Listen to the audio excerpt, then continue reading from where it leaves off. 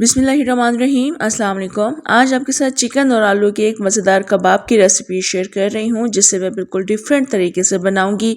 हो सकता है आपने ऐसे कबाब की रेसिपी पहले कभी ना बनाई हो। इन कबाबों को आप बनाकर काफ़ी दिनों के लिए स्टोर कर सकते हैं, बच्चों को लंच बॉक्सेस के लिए दे सकते हैं, शाम की चाय के साथ बना सकते हैं या लंच और डिनर में भी ये कबाब खा सकते हैं। बहुत टेस्टी, बहुत मज़े की रेसिपी है, मुकम्मल देखिएगा वीडियो को। वीडियो अच्छी लगे आपने लाइक ज़रूर करना है। तो चलें मज़ेदार से कबाब बनाना शुरू करते हैं। चिकन और आलू के कबाब बनाने के लिए यहाँ मैंने एक अदद चिकन का बोनलेस पीस ले लिया है और इसमें मैं पानी शामिल करके इसको पकने के लिए छोड़ दूंगी, क्योंकि हमने इसको गलाना है। मैं तकरीबन 1.5 कप के बराबर पानी शामिल कर रही हूँ। इसी पानी में काफ़ी अच्छा गल जाएगा। एक टेबल स्पून में साथ ही इसमें लहसुन और अदरक का पेस्ट ऐड कर रही हूँ। अब इसको मैं थोड़ा सा टर्न कर दूंगी और फिर बाकी स्पाइसेस मैं इसमें शामिल करूँगी। अमूमन ऐसा होता है कि हम कबाब बनाते हैं तो हम सिर्फ चिकन को बॉयल करके शेड करके रख लेते हैं।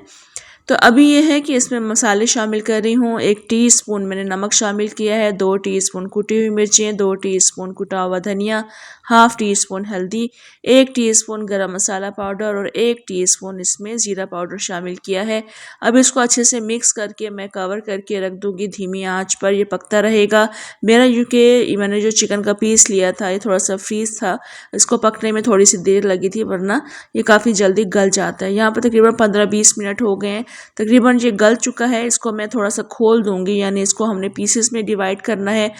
चिकन के इन पीसेस को उल्टा करके रख देंगे और धीरे धीरे करके इसका पानी ड्राई कर लेंगे। आप देखें यहाँ पर पानी ड्राई हो गया है, बस इसको ठंडा कर लेंगे और शेड कर लेंगे। चिकन को मैंने ठंडा करने के बाद अच्छे तरीके से श्रेड कर लिया है। अब हमने इसमें उबले हुए आलू शामिल करने हैं।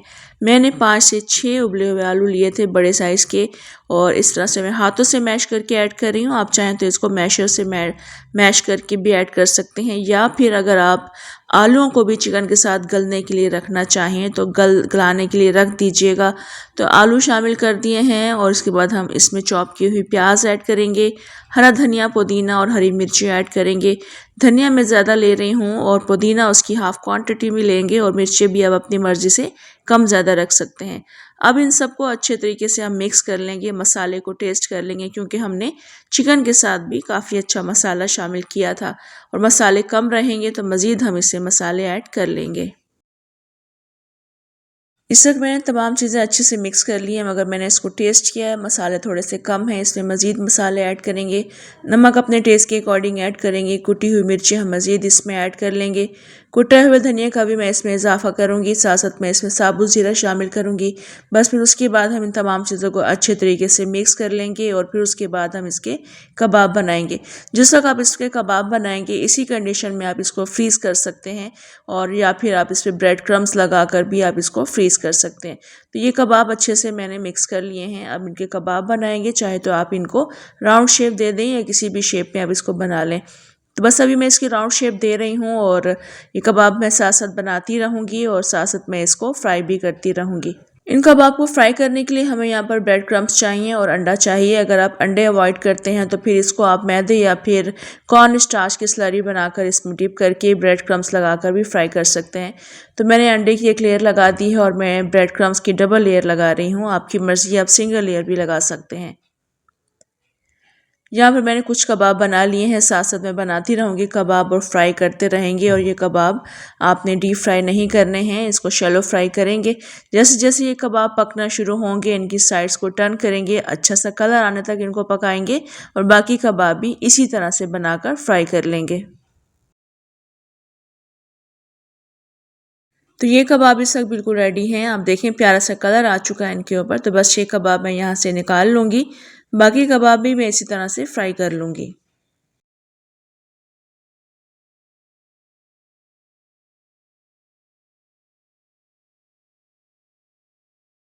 ये कबाब इस वक्त बिल्कुल रेडी हैं। आप देख सकते हैं माशाल्लाह ज़बरदस्त मज़ेदार क्रिस्पी कबाब हैं, और ये बहुत ज़्यादा टेस्टी कबाब बने थे। हो सकता है आपने चिकन और आलू के इस कबाब की रेसिपी को पहले कभी ट्राई ना किया हो, तो बनाकर ज़रूर देखिएगा, आपको बहुत मज़ा आएगा।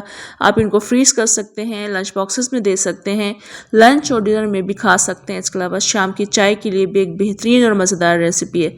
ज़रूर ट्राई कीजिएगा। कॉमेंट, लाइक, शेयर भी आपने ज़रूर करना है। इजाज़त दें मुझे, इंशाल्लाह दोबारा आऊँगी एक और बहुत मज़ेदार रेसिपी रेसिपी के साथ। अल्लाह हाफ़िज़।